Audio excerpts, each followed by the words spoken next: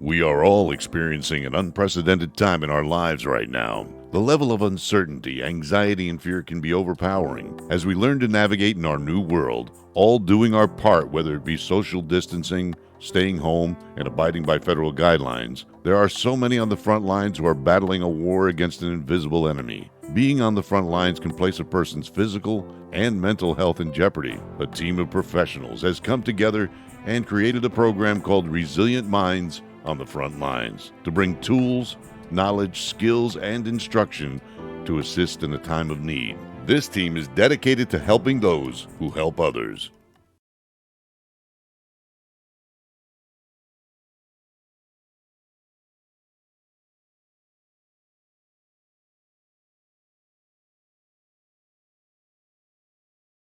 Your hosts for today's webcasts are Master Resiliency Instructor Michael Pellegrino and Dr. Kate Tumulty-Felice, Professor of Education and Psychology and Coordinator of Education Programs. Resilient Minds on the Front Lines was created to bring you 15 minutes of hope in a world turned upside down.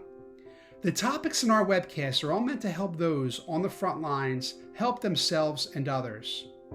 Today, Brian Lloyd talks about capitalizing on strengths and how to identify and utilize those strengths.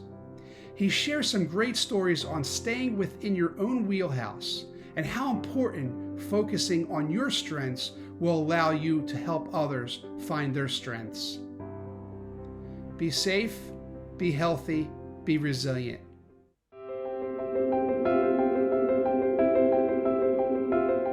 Hi, my name is Brian Lloyd.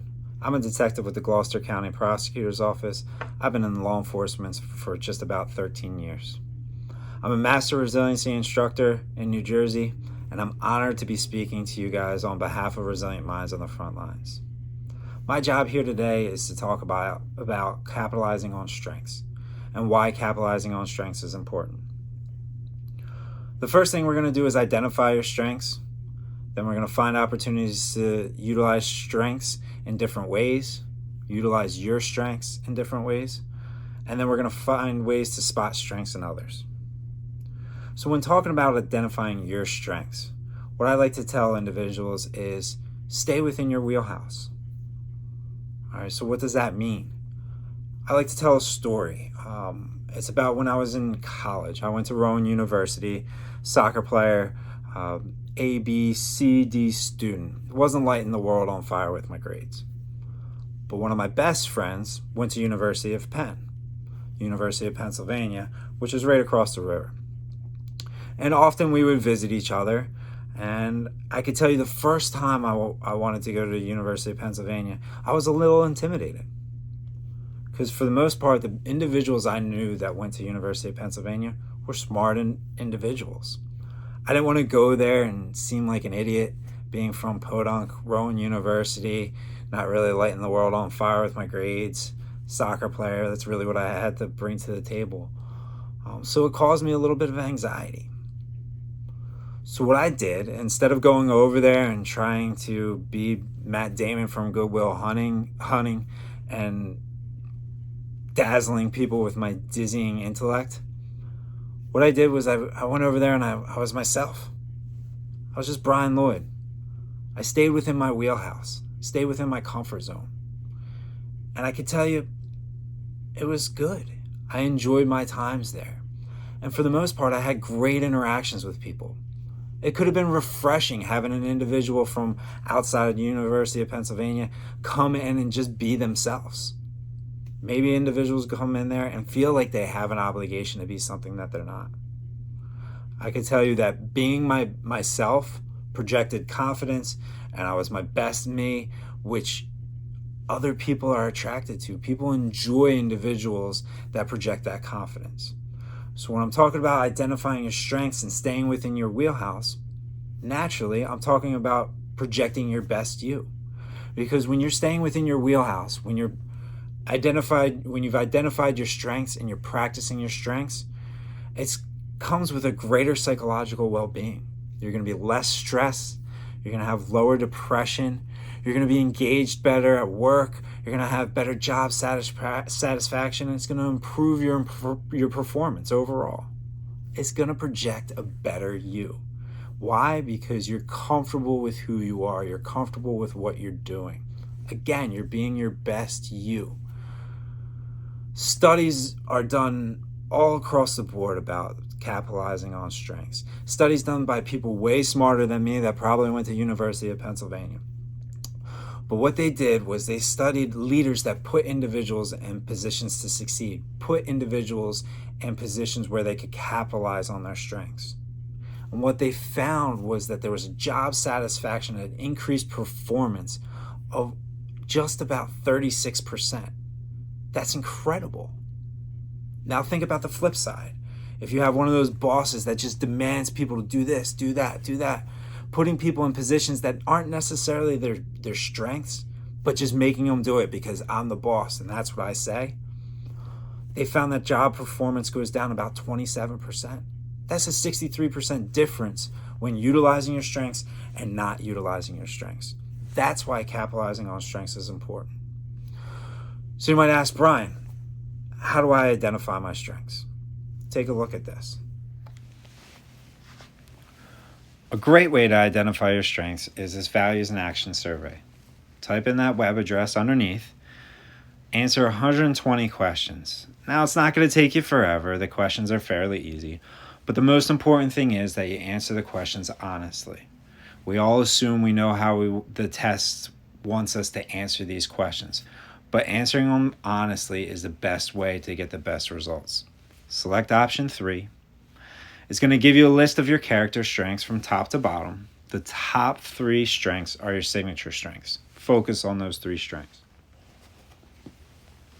Here's a list of the 24 character strengths that they give you. And when you take the quiz or take the test, it's going to list these from top to bottom, the top being your best strengths. So when I took this test, honestly, I went into it being a law enforcement officer. I thought I was some sort of badass, and I believed it. And I still kind of believe it now, but this quiz kind of checked me a little bit. I was kind of surprised because honestly, when I went into it, I saw, all right, well, I'm going to come out with bravery, leadership, definitely some leadership in there, some zest, some humor. All those things that I thought were my signature strengths. So when I took the quiz, I was quite surprised when my character strengths were love, kindness, and social intelligence. Honestly, I thought I sounded like some sort of freaking Care Bear, right? Love, kindness, and social intelligence. What kind of badass is that? But the more I thought about these strengths, the more I thought about myself, took a good look at who I really am, the more I realized these are strengths of mine. And I embrace these strengths. I especially embrace social intelligence. I find that my empathy towards others and their path is a great quality of mine. And that's something that I really take to heart and I really focus on as being an individual who projects a resilient lifestyle, an individual who projects a resilient lifestyle as a leader. So don't be too upset with the results that you get and really take a good look at who you are and what those character strengths are. You might realize a lot more about yourself than you really thought. Now that you know what your signature strengths are, celebrate them. Use them often. Project the best you possible. But understand that you can't just use your strengths the same way over and over and over again. It's going to be redundant. People are going to catch on and they're going to get a little tired of it. Use a growth mindset. Find ways to utilize your strengths. Find ways to capitalize on your strengths and project that better you. In the same breath, focus on, once you've identified your strengths and started utilizing them properly, focus on helping others find their strengths. Recognize the strengths in others. Understand when you're using their strengths, how it's going to make them a better person. This is the leadership aspect of this. And leaders come in all shapes and sizes, whether you fancy yourself a leader or not. You could be a leader at home, with your family, with your friends. You could be a leader at work. You can just be a leader coaching. Anything you find a way to utilize your strengths in, you can be a leader in that and help others utilize their strengths. I thank you all for listening to me today. Be safe out there, stay resilient, and take care. Hi, I'm Dr. Kate Tumulty-Felice. Thank you, Brian, for sharing with us your honest and insightful journey to finding your own signature strengths, but also in making it your purpose to find the signature strengths in others. Finding our signature strengths is a key concept in positive psychology because, as Brian said, it helps us to live a more satisfying and happy life aligned with our purpose. Indeed, it helps us to put our values in action.